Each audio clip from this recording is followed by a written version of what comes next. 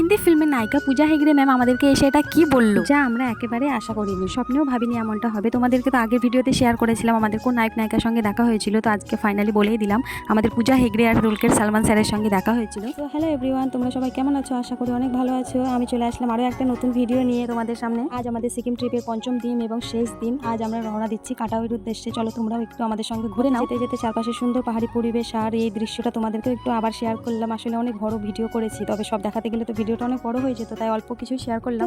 তো তোমাদেরকে তো বললামই কোন নায়ক নায়িকার সঙ্গে দেখা হয়েছে। তো পূজা হেগড়ে ম্যাম আর দুলকের সালমান স্যার কার কার ফেভারিট আমাকে একটু কমেন্ট করে জানাবে অবশ্যই। এখানে কথা বলতে বলতে দেখো আমরা পৌঁছে গেছি কাটাওয়ের এখানে। তো এখানে এসে আমরা পপকর্ন খেতে শুরু করে দিয়েছি আর দৃশ্যটা অসাধারণ সুন্দর ছিল। এখানে বসে সময় কাটাতে অনেক ভালো লাগছিল। একটু খারাপ লাগার বিষয় ছিল কাটাওয়ের মূল ভিউ পয়েন্টটি সেদিন বন্ধ ছিল। পাহাড়ি এলাকায় আবহাওয়ার কারণে এমনটা মাঝে মধ্যে হয়, তাই মেন পয়েন্টে আমরা যেতে পারিনি। তবে আশেপাশে ঘুরে জায়গাটাও বেশ সুন্দর। আমরা আগে শুধু দূর থেকে দেখছিলাম শুটিং, আর পরের দিন পূজা হেগড়ে ম্যাম নিজে এসে আমাদের সঙ্গে ছবি তুললেন। কিভাবে হলো এই অবিশ্বাস্য মুহূর্ত, সেটাই তোমাদের সঙ্গে আজকে আমি শেয়ার করব। পুরো ভিডিওটি দেখতে ফেরার পথে একটি অসাধারণ ওয়াটারফল দেখলাম, সেখানে দাঁড়িয়ে গেলাম। মানে সেখানে জায়গাটা এতটা সুন্দর ছিল আর ওয়াটারফলে জলের ছিটা পড়ছিল, এত সুন্দর লাগছিল। মানে ওখানে কিছুক্ষণ আমরা সবাই মিলে সময় কাটালাম।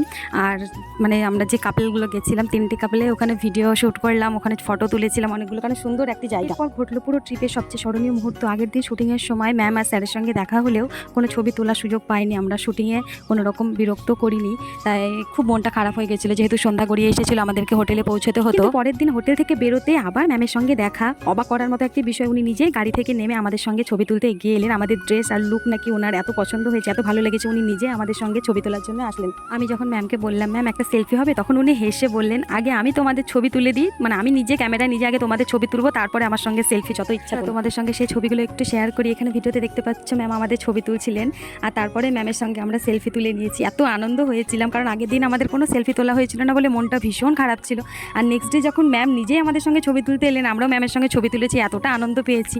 আর ম্যাম এতটা ভালো মনের মানুষ, এত বড় একজন অভিনেত্রী হয়েও যে উনি আমাদের সঙ্গে এভাবে ছবি তুলতে আসবেন আমরা তো স্বপ্নেও ভাবিনি। এখানে ছবিতে দেখতে পাচ্ছ স্যার আর ম্যাম দুজনেই ডান্স করছেন, ওটা শুটিংয়ের একটা ছোট্ট ছবি তোমাদের সঙ্গে তুলে ধরেছি।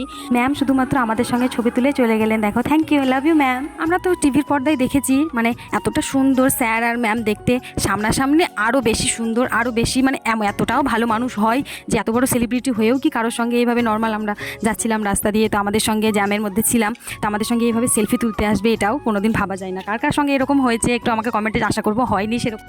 তো এখানে ব্যাগপত্র গুছিয়ে আমরা বাড়ির উদ্দেশ্যে রওনা দিচ্ছি। তো চলো যাওয়া যাক। সিকিম ট্রিপটা এতটা সুন্দর হবে, এতটা স্মরণীয় হয়ে উঠবে আগে ভাবতেই পারিনি। টাটা সবাইকেও টাটা করে আমরা বাড়ির উদ্দেশ্যে রওনা দিয়ে দিচ্ছি। এখানে দেখতে পাচ্ছি। চলো আজকে ভিডিওটা এখানেই শেষ করছি। ভালো লাগলে like comment share and subscribe করে দিও। আমার ইউটিউবে একটা চ্যানেল আছে সিম্পলি পাপিয়া।